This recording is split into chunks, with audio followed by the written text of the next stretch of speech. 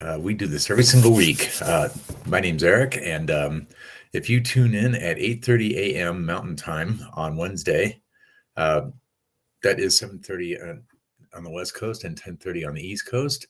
We talk about the various um, elements that lead to net profit in your business, and net profit is basically not only how we measure our business, but also how you lead your life and basically move forward with um, all of the things that you do in your personal life as well as your business. So, profit is very important for we entrepreneurs. So, good morning, everyone. This is a question and answer period also. So, if you're on live and you have a question, in fact, let me get this open here. You may be watching on any one of three different media, either YouTube, LinkedIn, or Facebook. And wherever you are, there is a chat box. If you have a question, pop it on in there. We'll answer things live for you. So we have a topic today, and that is why I love tax time.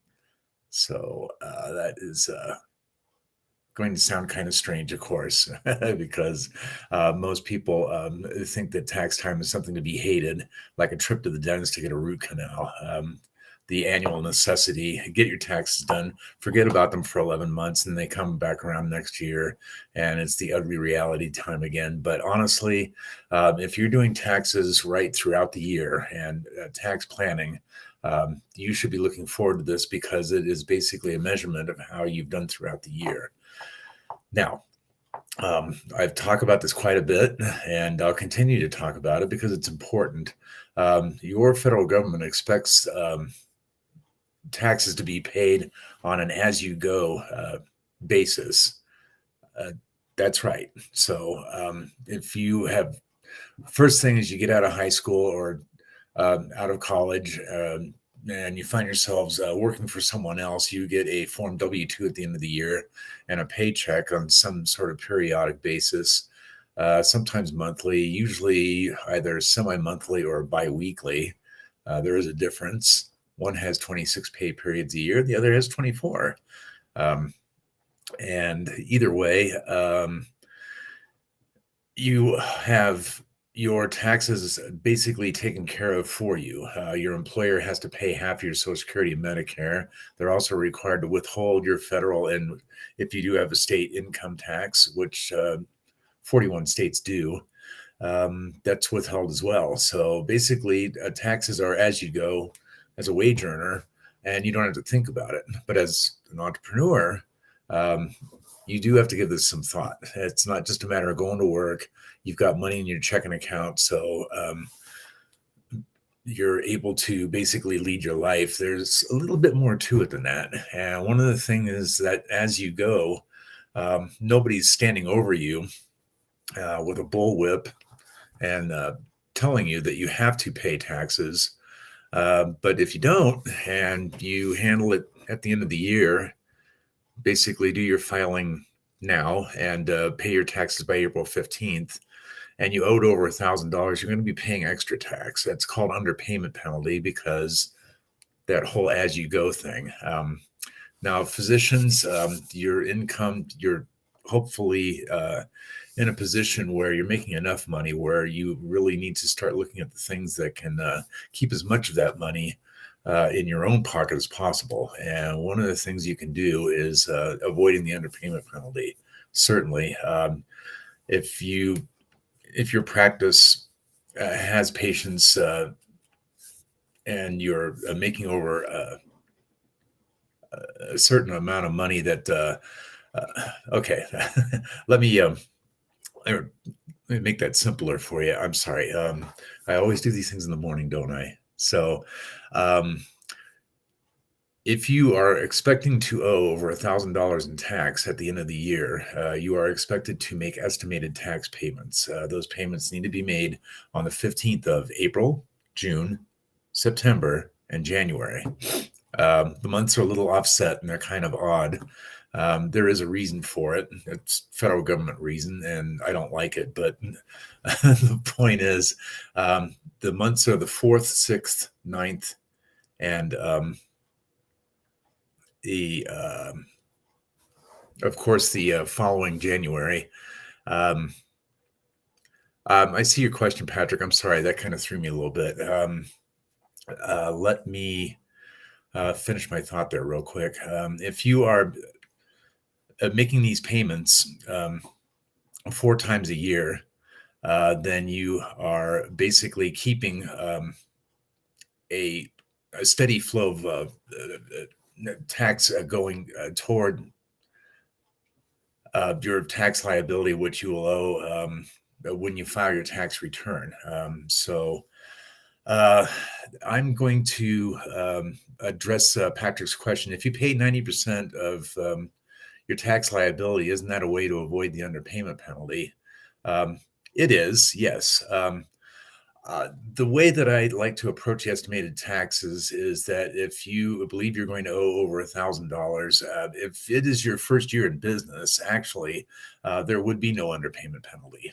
That's one thing, because you don't have a historical precedent of making entrepreneurial, or in other words, self-employment income. And the 90% is based on federal code. The way I like to look at that, the 90%, the 100% of current year, 90% of previous year. What I do in my own practice, as well as for the clients that we serve, is that we basically approach that as though you're going to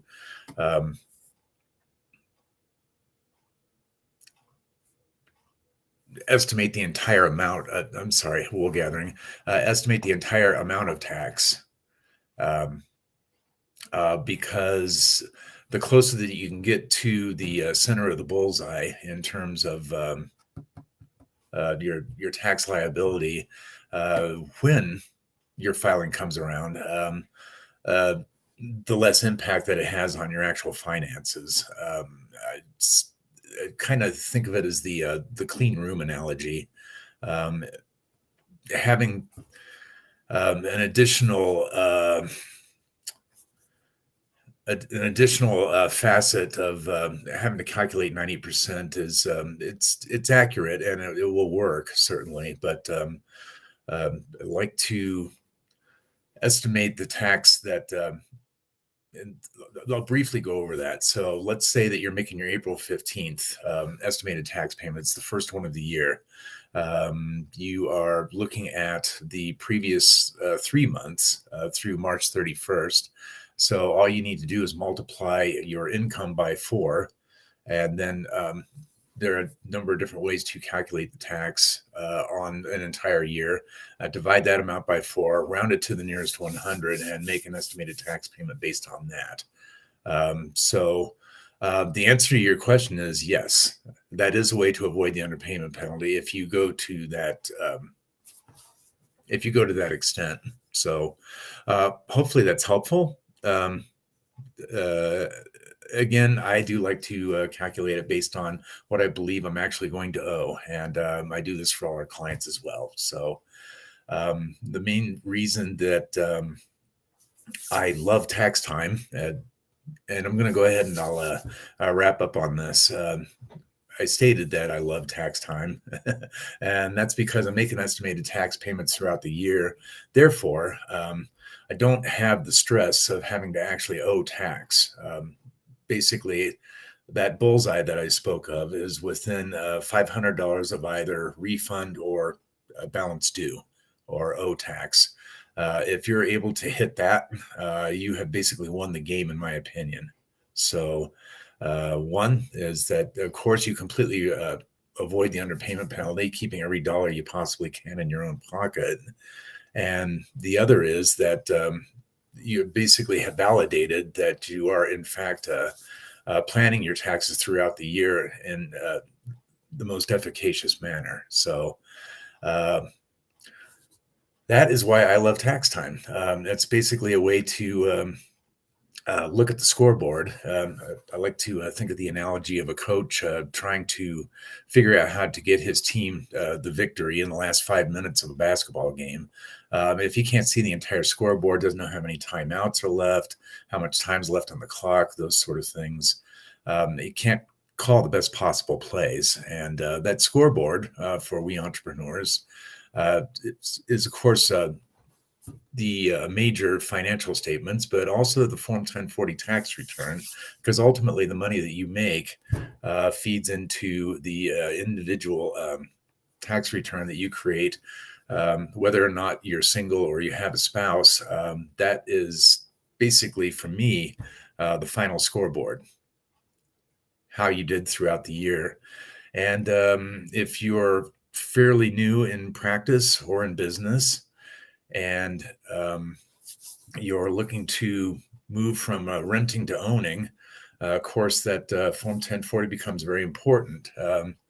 That's the thing that we'll talk about in a future weekly profit talk, is the best possible way to present a good income without paying too much tax on a 1040. That is kind of a yin-yang balance that occurs for a lot of people. And I have seen some amazing things. People actually claiming way too much income simply because they had to qualify for a home mortgage. There are catch-22s to that. The object of the game, of course, is to get the best possible net effect and do the best possible calculations for you and your family. So with that, I believe I'm going to wrap up for this week. Again, we do this every single week, Wednesday, 8:30 a.m. That is 7:30 in LA, 10:30 in New York.